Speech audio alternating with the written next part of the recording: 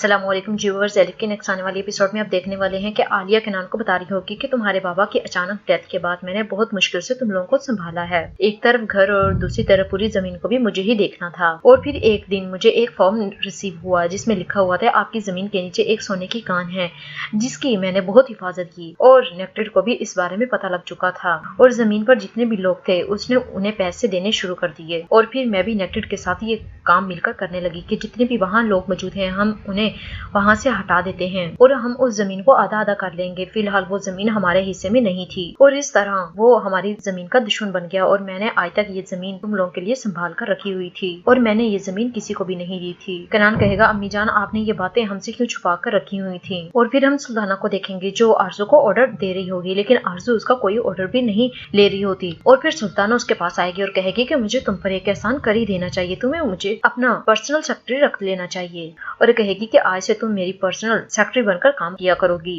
और अगर मैं तुम्हें हुक्म दूं कि मुझे पानी लाकर दो तो तुम्हें मुझे पानी लाकर देना होगा और शायद कभी तुम्हें मेरे पाँव भी धोने पड़े। आरजू कहेगी क्या तुम मुझे क्या समझती हो, ऐसा बिल्कुल भी पॉसिबल नहीं है। लेकिन आरजू को फिलहाल सुल्ताना की बात माननी ही पड़ती है क्योंकि आरजू के पास और कोई भी ऑप्शन मौजूद नहीं होता। और फिर हम देखेंगे कि सब लोग खाने के टेबल पर मौजूद होंगे। सलीम बहुत ही ज्यादा परेशान होगा। टूचे कहेगी कि सलीम अंकल मैं भी अब आपके साथ चलूंगी, लेकिन सलीम कोई भी जवाब नहीं देता। इतने में आलिया और केनान भी वहाँ आकर बैठ जाएंगे और फिर सब लोग खाना खाने लग जाएंगे। और फिर हम नेप्ट्यून को देखेंगे जो फियाज को कहेगा कि जाकर हमारे बारे में पता करो, कहीं पुलिस हमारे बारे में इन्वेस्टिगेशन तो नहीं कर रही क्योंकि शायद केनान ने हमारे बारे में रिपोर्ट कर दी हो।